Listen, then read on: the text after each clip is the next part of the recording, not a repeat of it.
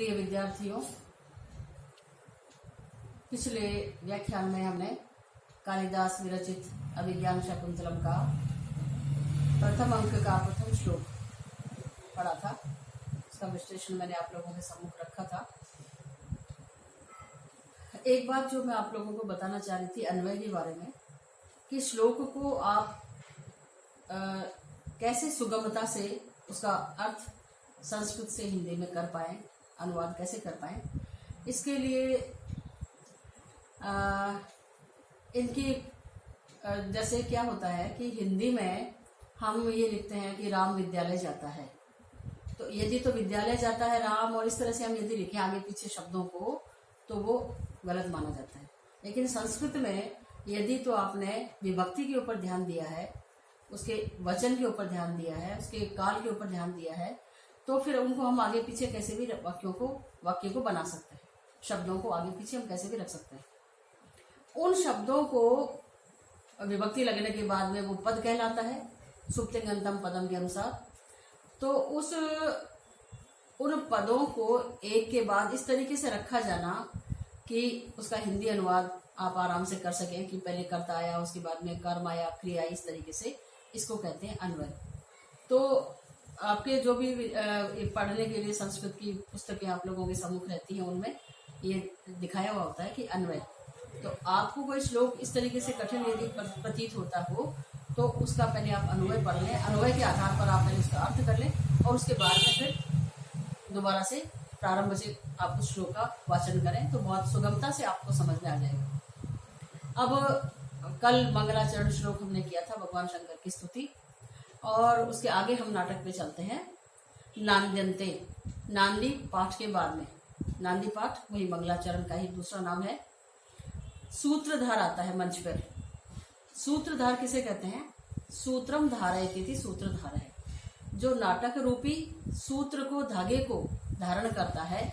जैसे आजकल फिल्में वगैरह अधिक प्रचलन में है, तो उसमें जो काम डायरेक्टर का होता है, निर्देशित करता है वो, तो ये संस्कृत नाटकों में ये कार्य करते हैं सूत्रधार। सूत्रधार आता है रंगमंच पर और नेपथ्य की ओर देखकर कहता है, आर्ये यदि नेपथ्य विधानम अवसितम इतस्तावद आगम्यताम।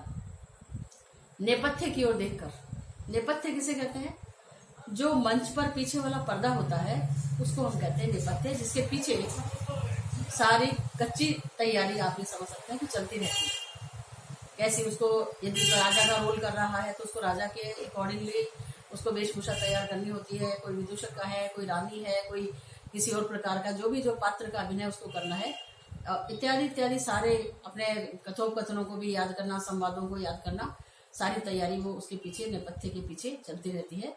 तो नेपथ्य की ओर देख करके सूत्रधार कहता है, आर्ये, स्त्रीलिंग में है, आर्य शब्द होता है पुल्लिंग में, आर्ये संबोधन में हो गया आर्ये, कि हे आर्या, यदि नेपथ्य का कार्य संपूर्ण हो गया हो तो आप इधर आ जाओ। इतः तावद आगम्यताम, तो तुम इधर आ जाओ, मतलब मंच पर आ जाओ।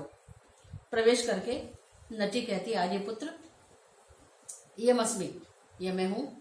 सूत्रधार कहता है, आर्ये अभिरूप भूयिष्ठा परिषदयम, यह आज की सभा विशेष रूप से बड़े बड़े विद्वानों की सभा है। अद्य खलु कालिदास ग्रथित वस्तुना अभिज्ञान शाकुंतल नाम ध्येयेन नवेन नाटकेन उपस्थातव्यम अस्माभिः।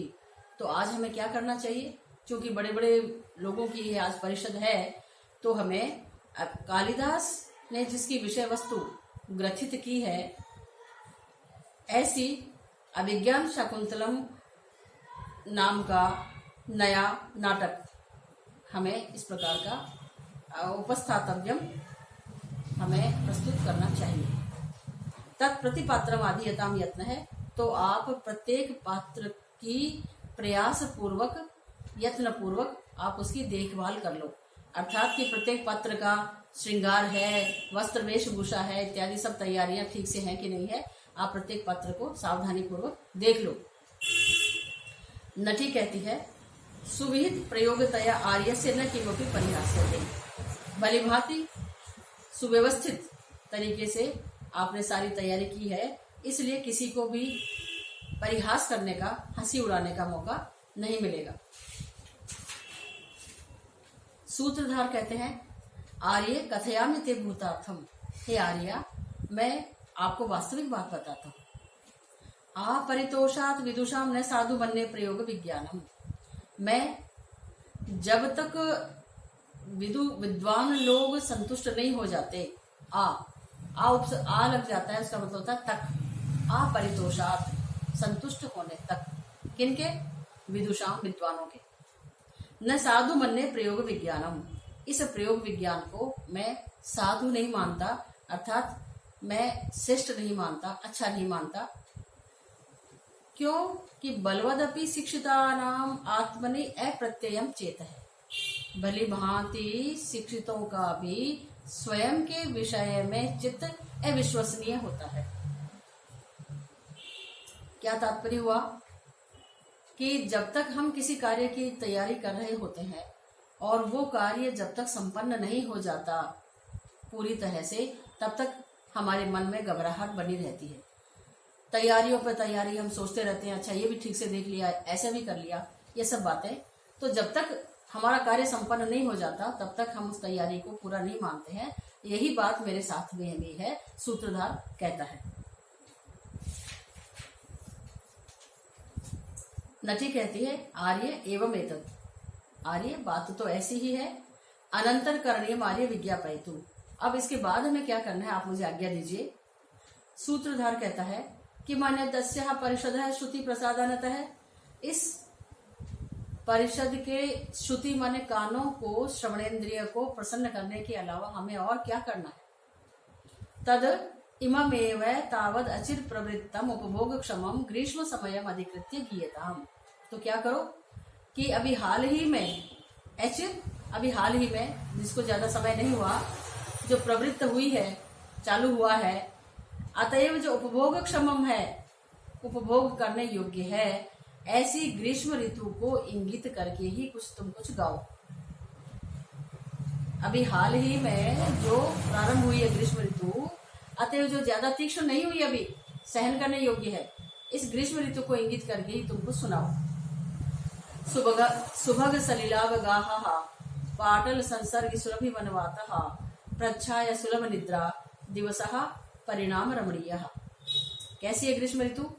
सुभग सलिलाव गाहा, सलिल में अवगाहन करना, जल में स्नान करना, सुभग माने अच्छा लगता है। पाटल संसर्गी सुरभि वनवातः, पाटल गुलाबों के, संसर्गी माने संपर्क में आने से वन की वायु सुरभित हो रही है, सुगंधित हो रही है। प्रच्छाय सुलभ निद्रा, घनी छाया में नींद अच्छी आती है। और दिनों का परिणाम माने सायंकाल रमणीय, अर्थात रमणीय हो जाता है। दोपहर में तो गर्मी लगती है, लेकिन सायंकाल रमणीय हो जाते हैं। यह बात अत्यधिक ग्रीष्म ऋतु की नहीं है। इन्होंने क्या कहा श्लोक में कि अभी हाल ही में जो प्रवृत्त हुई है ग्रीष्म ऋतु, तो उसकी ये बातें हैं, अतः इसको तुम इंगित करके ही कुछ गाओ। नटी कहती है ठीक है, इति गायति, गाती है। ईषद ईषद चुंबितानि भ्रमरई सुकुमार केसर शिखानि अवतन संयंति दयमानः प्रमदः शिरीष कुसुमानि। मैंने कल आपको एक बात बताई थी कि जो विभक्ति विशेष्य में लगती है, जिसकी विशेषता बताई जाती है, उसको विशेष्य कहते हैं। वही विभक्ति लगती है उसके विशेषण में।